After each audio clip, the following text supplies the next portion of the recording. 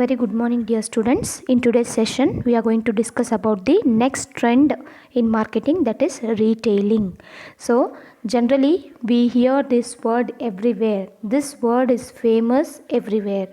So, where we have come across this word in the sense, we have come across this word in channels of distribution. So, for example, once the goods are manufactured by the manufacturer, the goods has to get distributed to the wholesaler. From there, the wholesaler is going to distribute to the retailer, and finally the retailer is going to give the goods to the consumer for ultimate consumption purposes. In the sense, not all the goods go through the same channel. In the sense, manufacturer, wholesaler, retailer, consumers ಆ ರೀತಿ ಚಾನಲ್ಸೇ ಅಲ್ಲ. ಕೆಲವೊಂದು goods ಡೈರೆಕ್ಟಾಗಿ ಮ್ಯಾನುಫ್ಯಾಕ್ಚರರಿಂದ ಕನ್ಸ್ಯೂಮರ್ಸ್ಗೆ ಹೋಗ್ತವೆ, ಕೆಲವೊಂದು goods manufacturer wholesaler ಕನ್ಸ್ಯೂಮರ್ಸ್ಗೆ ಹೋಗ್ತವೆ.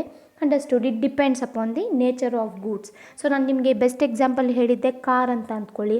ಕಾರ್ನ ನಾವು ಮ್ಯಾನುಫ್ಯಾಕ್ಚರರ್, ಹೋಲ್ಸೇಲರ್, ರೀಟೇಲರ್, ಕನ್ಸ್ಯೂಮರ್ಸ್ ಈ ರೀತಿ ಚಾನಲ್ನ ನಾವು ಫಾಲೋ ಮಾಡೋಕ್ಕಾಗೋದಿಲ್ಲ. ಯಾಕಂತಂದರೆ cost of transportation will be more here. Understood. So based on different nature of the goods, the channels of distributions are going to be choosed here. So today we are going to discuss about the retailing. General ಆಗಿ ನಾವು ರೀಟೇಲಿಂಗ್ ಅಂದಿದ ತಕ್ಷಣ channels of ಡಿಸ್ಟ್ರಿಬ್ಯೂಷನಲ್ಲಿ ಮಾತ್ರ ರೀಟೇಲಿಂಗ್ ಕೇಳಿಸ್ಕೊಂಡಿರ್ತೀವಿ. But nowadays retailing ಅನ್ನೋ concept, retailer ಅನ್ನೋ concept, it is gaining too much of importance. In every business schools they are choosing this retailing as a separate subject. Okay, separate main ಸಬ್ಜೆಕ್ಟಾಗೇ ಇದೆ retailing. ಯಾಕಂತಂದರೆ the career opportunities in case of retailing will be wider here. When you are going to step to your next semester, second semester, ಅಲ್ಲಿ ನಿಮಗೆ retail management ಅನ್ನೋ ಸಬ್ಜೆಕ್ಟೇ ಇರುತ್ತೆ. Understood. So what is this ರೀಟೇಲಿಂಗ್? Retailing means it is a word derived from the French word retailer, which means to cut a piece off or to break the bulk. In the sense, retailing is nothing but cutting the piece off ಅಂತ ಅರ್ಥ. So retailer ಏನು ಮಾಡ್ತಾನೆ, different goods and ಸರ್ವೀಸಸ್ನ different wholesalers ಹತ್ರದಿಂದ gather ಮಾಡಿ ಅದನ್ನೇನು ಮಾಡ್ತಾನೆ, ಕಸ್ಟಮರ್ಸ್ಗೆ ಕೊಡ್ತಾನೆ. He is going to cut the piece. ಅವ್ನು ಬಲ್ಕಲ್ಲಿ ಪರ್ಚೇಸ್ ಮಾಡ್ತಾನೆ. He is going to purchase the goods and services from different wholesalers. He is going to divide it. Say for example 1 ton sugar purchase ಮಾಡ್ತಾನೆ ಅಂತ ಅಂದ್ಕೊಳ್ಳಿ, from the manufacturer ಅಥವಾ wholesaler. So ನಾವು consumer shop ಹೋದಾಗ we need only 1 kg, 2 kg, 3 kg, 5 kgs like that. Okay, so ನಮ್ಗೆ ಅದು ಬೇಕು ಅಂದಾಗ ರೀಟೇಲರ್ ಏನು ಮಾಡ್ತಾನೆ, ಅವನು ಎಷ್ಟು ಪರ್ಚೇಸ್ ಮಾಡಿರ್ತಾನೋ ಅದರಲ್ಲಿ ನಮಗೆ ತೂಕ ಹಾಕಿ ನಮ್ಗೆ ಎಷ್ಟು ಬೇಕೋ ಅಷ್ಟು ಕೊಡ್ತಾನೆ. So is going to break the bulk ಅಂತ ಅರ್ಥ. ಅವನು ಏನು ಪರ್ಚೇಸ್ ಮಾಡಿರ್ತಾನೋ ಅದನ್ನು ಕಸ್ಟಮರ್ಸ್ಗೆ ಎಷ್ಟು ಬೇಕೋ ಅಷ್ಟನ್ನು ಮಾತ್ರ ಕೊಡೋ ಅಂಥದ್ದೇ we call it as breaking the bulk or cutting the piece off. Here the retailer will be having a direct connection to the consumer. He is going to sell the goods and services to the consumers for the final consumption, not for any other business purposes. So that is what the meaning of retail will tell you. ನಾವು ಇವಾಗ goods ಬೇಕು ಅಂತಂದರೆ ಡೈರೆಕ್ಟಾಗಿ manufacturer ಹತ್ರ ಹೋಗೋಕ್ಕೆ ಸಾಧ್ಯ ಇಲ್ಲ. So whenever we want the goods, for example some of the goods is manufactured in North India ಅಂತ ಅಂದ್ಕೊಳ್ಳಿ. ಸೊ ನಾವೇನು ಗೂಡ್ಸ್ ಬೇಕು ಅಂದಿದ ತಕ್ಷಣ ನಾರ್ತ್ ಇಂಡಿಯಾಗೆ ಹೋಗೋಕ್ಕಾಗುತ್ತಾ? No, it is impossible. We get the goods wherever the shops are located, alva. So that is the thing the retailer is providing us. They are providing the convenience of time, convenience of place, and convenience of goods. Understood? Henceforth retailing is gaining a very important name nowadays. So what do you mean by the retail trade? It's nothing but buying the goods in the bulk and selling them in the small quantities to the final consumers for their consumption. It's nothing but buying the goods in bulk. The retailer is going to buy the goods in bulk from different wholesalers. Understood? So ಒಂದೇ type of ಗೂಡ್ಸ್ನ ಅವ್ನು cell ಮಾಡೋಕ್ಕಾಗಲ್ಲ ಕನ್ಸ್ಯೂಮರ್ಸ್ಗೆ. ಯಾಕಂದರೆ different consumers will be having different taste and preferences. So isn't it? So that is why he is going to gather the goods, he is going to procure the goods from different wholesalers, then he is going to offer the goods for the consumers for final consumption. So that is what the meaning will tell you. It refers to buying the goods in bulk and selling them in a small quantities to the final consumers for their consumption purposes. Retailing ಅಲ್ಲಿ ಯಾವುದೇ business ಪರ್ಪಸಸ್ಗೆ goods sell ಮಾಡೋದಿಲ್ಲ. They are going to sell goods only for the final consumption of a customer. Henceforth we can say that retailer is a person who will be having a personal contact with the consumer. You know that customer satisfaction is the main thing nowadays, main motto of marketing. Henceforth we can expect that consumer satisfaction with the help of retailer only, not manufacturer or the wholesaler or any other agent. ಅವ್ರು ಬಂದು ನಮ್ಮನ್ನು satisfy ಮಾಡಲ್ಲ. ಅವ್ರು manufacture ಮಾಡಿ right ಟೈಮ್ಗೆ ಗೂಡ್ಸ್ನ distribute ಮಾಡ್ತಾರೆ. But ನಮ್ಮನ್ನು satisfy ಮಾಡೋದು ಯಾರು ಅಂತಂದರೆ is the retailer only. Henceforth, these retailer will be having a direct connection with the consumer. What are the functions of a retailer? Buying and selling. The retailer is going to buy various varieties of the goods from different wholesalers and manufacturers and sell it to the final consumer for final consumption. So this is what the function says you, buying and selling. Next you have storage. So once the goods have been purchased from different wholesalers and retailers, ಅದನ್ನು ಎತ್ಕೊಂಡ್ಬಂದು ಒಂದು ಹತ್ರ store ಮಾಡ್ತಾನೆ. So ಕಸ್ಟಮರ್ಸ್ಗೆ ಎಷ್ಟು ಬೇಕೋ ಅಷ್ಟು ಮಾತ್ರ distribute ಮಾಡ್ತಾನೆ. ಯಾವಾಗ ನೀಡ್ ಇದೆಯೋ, ಯಾವಾಗ ಡಿಮ್ಯಾಂಡ್ ಇದೆಯೋ ಅವಾಗ ಮಾತ್ರ ಗೂಡ್ಸ್ನ ಡಿಸ್ಟ್ರಿಬ್ಯೂಟ್ ಮಾಡಿ ಮಿಕ್ಕಿದ್ದೆಲ್ಲ ಗೂಡ್ಸ್ನು ಒಂದು ಹತ್ರ ಸ್ಟೋರ್ ಮಾಡ್ತಾನೆ ಅಂತ ಅರ್ಥ. So that is what this functions will tell you. The retailer buys goods wherever they are available and sells the goods when they are needed by the final consumer. In between, he is going to store the goods in order to distribute for the effective time ಅಂತ ಅರ್ಥ. So timely ಬೇಸಿಸಲ್ಲಿ distribute ಮಾಡಬೇಕಂದ್ರೆ already stock ಇಟ್ಕೋಬೇಕು. Stock ಆಗೋಗಿದೆ, ನಮ್ಮಲ್ಲಿ stock ಇಲ್ಲ ಅಂದಿದ ತಕ್ಷಣ once again customers ಏನು ಮಾಡ್ತಾನೆ ಅಲ್ಲಿ, they are going to lose the interest of visiting your shop once again. ನಿಮ್ಮ ಶಾಪ್ಸ್ಗೆ ಮತ್ತೆ ಬರೋದಿಲ್ಲ ಅವನು. Understood? This is what the function says you. Is going to perform the function of storage ಅಂತ ಅರ್ಥ. Next we have shopping convenience. So shopping convenience means ಯಾವ ಕಸ್ಟಮರ್ಸ್ಗೆ ಎಲ್ಲಿ ಕನ್ವೀನಿಯಂಟ್ ಇರುತ್ತೋ, ಯಾವಾಗ ಕನ್ವೀನಿಯಂಟ್ ಇರುತ್ತೋ ನಾವು ರಿಟೇಲ್ ಶಾಪ್ಸ್ಗೆ ವಿಸಿಟ್ ಮಾಡಿಕೊಂಡು ಪರ್ಚೇಸ್ ಮಾಡ್ಕೋಬೋದು. The retailer is going to develop the personal contact with the final consumers and sell them the goods here. Understood? So as I said you, retailer will be having a personal contact with the consumer here. So it is going to provide you convenience of time, convenience of place, convenience of goods. ಯಾವ ಟೈಮಲ್ಲಿ ಬೇಕಾದರೂ ನೀವು retail ಶಾಪ್ಗೆ, ಇನ್ the sense we are not speaking about like 24/7 night times ಬಗ್ಗೆ ನಾವು ಮಾತಾಡ್ತಾ ಇಲ್ಲ. But ನಮಗೆ ಗೂಡ್ಸ್ ಬೇಕು ಅಂತಂದರೆ ಯಾವಾಗ ಬೇಕಂದರೆ ಆವಾಗ ಕನ್ವೀನಿಯೆಂಟ್ ಆಗಿರೋ, ನಮ್ಮ ಟೈಮ್ ಸೇವ್ ಮಾಡುತ್ತೆ. ಹತ್ರದಲ್ಲೇ ಶಾಪ್ಸ್ ಲೊಕೇಟ್ ಆಗಿರುತ್ತೆ. You can see M number of shops is located next to the streets. Different ಸ್ಟ್ರೀಟ್ಸಲ್ಲಿ ಡಿಫ್ರೆಂಟ್ ಶಾಪ್ಸ್ ಇರುತ್ತೆ. ಅಂಡರ್ಸ್ಟುಡ್? ಸೊ ಕನ್ವೀನಿಯನ್ಸ್ ಸ್ಟೋರ್ಸ್ ಅಂತ ಕರಿತೀವಿ ಅದನ್ನು. Provisional stores, convenience stores, departmental stores ಇರುತ್ತೆ. ಸೊ ಇನ್ ಪರ್ಟಿಕ್ಯುಲರ್ ಒಂದು ಏರಿಯಾಗಂತಂದರೆ will be having supermarkets, hypermarkets. Understood? ಈ ರೀತಿ ಎಲ್ಲ ನಮಗೆ ಶಾಪ್ಸು ಡಿಫ್ರೆಂಟ್ ಪ್ಲೇಸಸಲ್ಲಿ ಲೊಕೇಟ್ ಆಗಿರುತ್ತೆ. So we need not to travel for the long time. So long ಡಿಸ್ಟೆನ್ಸ್ಗೆ ಟ್ರಾವೆಲ್ ಮಾಡೋಷ್ಟಿಲ್ಲ. Hence forth our time will be saved here. Understood? Convenience of time, convenience of place. So ನಮ್ಗೆ ಎಲ್ಲಿ ಬೇಕಂದರೆ for next one street will be having one convenience store. ನಮಗೆ daily ರೆಗ್ಯುಲರಾಗಿ ಏನಾದರೂ products ಬೇಕು ಅಂದರೆ ಆ ಶಾಪ್ಗೆ ಹೋಗಿ ನಾವು ಪರ್ಚೇಸ್ ಮಾಡ್ಕೋಬೋದು. So who is going to provide that facility in the sense he is the retailer ಅಂತ ಅರ್ಥ. Nowadays they have come up with the extra features that is home deliveries, payment through online. ಈ ರೀತಿ facilities ಕೂಡ retailers are providing nowadays. Next we have risk bearing. So retailer has to bear different types of risk like physical spoilage of goods. So ನೀವು store ಮಾಡಿರ್ತೀರಲ್ವ, retailer is going to store the goods, right? At that time there is a chances of goods getting spoiled. Physical ಆಗಿ ಏನೋ ಒಂದು damage ಆಗಿರ್ಬೋದು, ಈ ರೀತಿ spoilage ಆಗುವಂಥದ್ದು. ಮತ್ತು ಪ್ರೈಸ್ ಫ್ಲಕ್ಚುಯೇಷನ್ಸ್. ಸೊ ಪ್ರೈಸು ಅವ್ನು ಪರ್ಚೇಸ್ ಮಾಡಿರೋ ರೇಟೇ ಬೇರೆ ಇರುತ್ತೆ. Due to the changes in need and preferences of the consumers, price gets fluctuating. Okay, ಇವಾಗ ಪ್ರೈಸ್ ಏನಾದರೂ ಕಡಿಮೆ ಆಗೋಯ್ತು ಮಾರ್ಕೆಟಲ್ಲಿ ಅಂತ ಅಂದ್ಕೊಳ್ಳಿ. ರಿಟೇಲರ್ 10 ರೂಪೀಸ್ ಕೊಟ್ಟು ಹೋಲ್ಸೇಲರ್ ಹತ್ರದಿಂದ ಪರ್ಚೇಸ್ ಮಾಡಿರ್ತಾನೆ. But as of market price ಬಂದುಬಿಟ್ಟು 5 ರೂಪೀಸ್ ಆಗೋಗಿರುತ್ತೆ. At the time the retailer has to bear the risk. Next we have loss of goods. So loss of goods means transportation ಮಾಡಬೇಕಾದ್ರೆ ಕೆಲವೊಂದು goods loss ಆಗೋಗ್ತವೆ. ಕೆಲವರು ಬೇಕಂತಲೇ theft ಮಾಡ್ತಾರೆ ಗೂಡ್ಸ್ನ. ಮತ್ತು ಸ್ಟೋರೇಜಲ್ಲಿ goods ಹಾಕಿದ್ದಾಗ ಅಲ್ಲಿ ಕೂಡ ನಮಗೆ ಥೆಫ್ಟ್ ಆಗೋ ಚಾನ್ಸಸ್ಸು ಜಾಸ್ತಿ ಇರುತ್ತೆ. ಮತ್ತು sudden changes in the taste and preferences of the consumer. ಸಡನ್ನಾಗಿ taste and preferences of the consumers gets changed.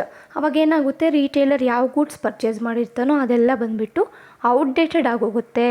Understood? They are not going to demand the same goods from the retailer once again. ಈ risks ಎಲ್ಲ ಬಂದುಬಿಟ್ಟು retailer has to bear here. So this is called as risk bearing. Understood? Next we have communication. The retailer is going to collect the information from the manufacturer. So manufacturer ಹತ್ರ information collect ಮಾಡ್ಕೊತಾನೆ, ಯಾವ type of goods available ಇದೆ ಅಂತ ಅದನ್ನು ಕನ್ಸ್ಯೂಮರ್ಸ್ಗೆ convey ಮಾಡ್ತಾನೆ. On the other hand he is going to collect the feedback from the consumers and also he is going to collect the requirement of the goods from the consumers. ಅವ್ನಿಗೆ ಯಾವ demand ಇರುತ್ತೋ, ಯಾವ type of goods demand ಇರುತ್ತೋ ಅದ್ರ ಬಗ್ಗೆ ಕೂಡ ಇನ್ಫಾರ್ಮೇಷನ್ನ collect ಮಾಡಿಕೊಂಡು ಮ್ಯಾನುಫ್ಯಾಕ್ಚರರ್ಗೆ ಅಥವಾ ಹೋಲ್ಸೇಲರ್ಗೆ ತಿಳಿಸ್ತಾ ಇರ್ತಾನೆ. So Dus he is going to act as a link between the consumer and the wholesaler.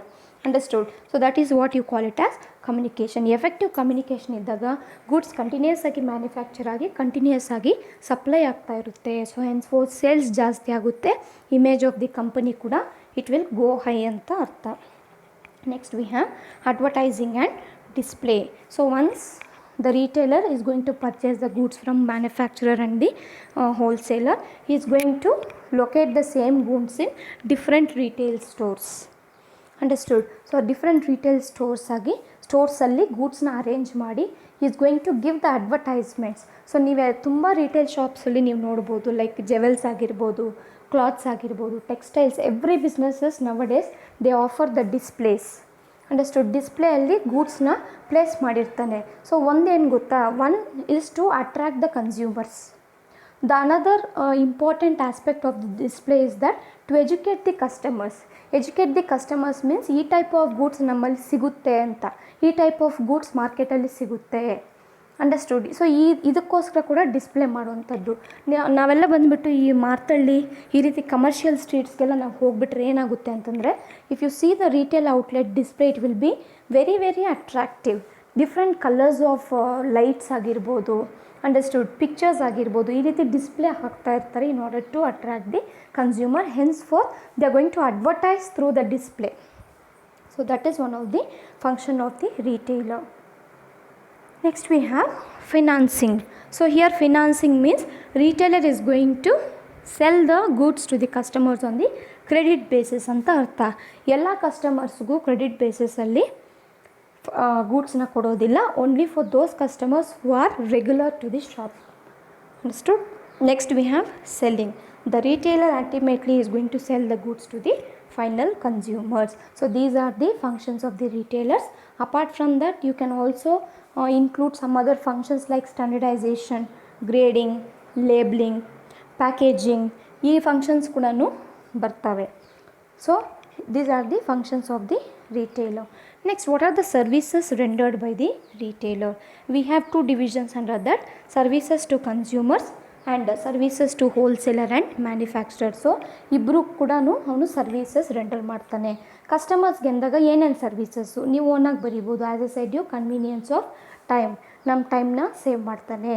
Understood? Next convenience of quantity, ಎಷ್ಟು ಕ್ವಾಂಟಿಟಿ ಬೇಕೋ ನಮಗೆ ಅಷ್ಟು ಕ್ವಾಂಟಿಟಿ ಮಾತ್ರ ಗೂಡ್ಸ್ ಆ್ಯಂಡ್ ಸರ್ವೀಸಸ್ಸು ಕೊಡ್ತಾನೆ.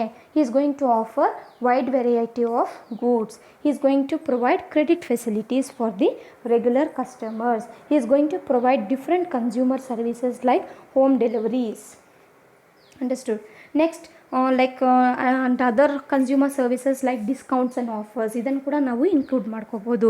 Next is going to provide the information regarding the goods and services available in the market as well as the goods and services available with the retailer. Then he is going to solve the problems. He is going to collect the feedback from the consumer. He is going to take the complaints from the consumer. ಕನ್ಸ್ಯೂಮರ್ಸ್ಗೆ ಏನಾದರೂ complaints ಇದ್ದರೆ, consumer ಕಡೆಯಿಂದ ಏನಾದರೂ complaints ಇದ್ದಾಗ ಅದನ್ನು ತಗೊಂಡು ಅದನ್ನು solve ಮಾಡೋಕ್ಕೆ ನೋಡ್ತಾನೆ. Understood? If you purchase any goods ಅದೇನೋ ಡ್ಯಾಮೇಜ್ ಆಗಿರುತ್ತೆ, ಸೊ ಅದನ್ನು ಎತ್ಕೊಂಡೋಗಿ ಈ ಪರ್ಟಿಕ್ಯುಲರ್ ಪ್ರಾಡಕ್ಟು ಡ್ಯಾಮೇಜ್ ಆಗಿದೆ ಅಂದಿದ ತಕ್ಷಣ it is the duty of the retailer to exchange that product and give it to you. Understood? So henceforth these are the services he is going to provide for the consumers anta artha. Finally we have what are the services to the wholesaler or the manufacturers. Retailer wholesaler ಮತ್ತು ಮ್ಯಾನುಫ್ಯಾಕ್ಚರರ್ಸ್ಗೆ ಏನು services ಕೊಡ್ತಾನೆ ಅಂತಂದರೆ functions of linking. As a said you is going to collect the information from the consumer side. Is going to collect the information regarding the taste and preferences, needs as well as the demands from the customer side. he is going to convey for the manufacturer. So ಅದನ್ನು ಮೈಂಡಲ್ಲಿ ಇಟ್ಕೊಂಡು manufacturer ಪ್ರಾಡಕ್ಟ್ಸ್ನ manufacture ಮಾಡ್ತಾನೆ. Once product manufacture ಆಗಿದ ತಕ್ಷಣ again the retailer is going to collect the information, ಯಾವ type of products available ಇದೆ ಅಂತ ಮ್ಯಾನುಫ್ಯಾಕ್ಚರರ್ ಮತ್ತು ಹೋಲ್ಸೇಲರ್ ಹತ್ರ ಇನ್ಫಾರ್ಮೇಷನ್ನ ಕಲೆಕ್ಟ್ ಮಾಡಿಕೊಂಡು is going to convey it to the retailers as well, understood, sorry, to the consumers as well. So this is functions of linking. He is going to link the wholesaler manufacturer to the consumers anta artha. He is a middle person. Next we have selling and distribution of goods. So retailer enables the function of selling and distribution of goods. So manufacturer, wholesalers, manufacturers ಯಾವ products manufacture ಮಾಡಿರ್ತಾನೋ ಅದನ್ನು ತಗೊತಾನೆ, wholesaler ಯಾವ ಪ್ರಾಡಕ್ಟ್ಸ್ನ purchase ಮಾಡಿರ್ತಾನೋ ಅದನ್ನು ಕೂಡ ಅವ್ರ ಹತ್ರ ತಗೊಂಡು he is going to sell and distribute the goods to the consumer for the final consumption. Next we have marketing information.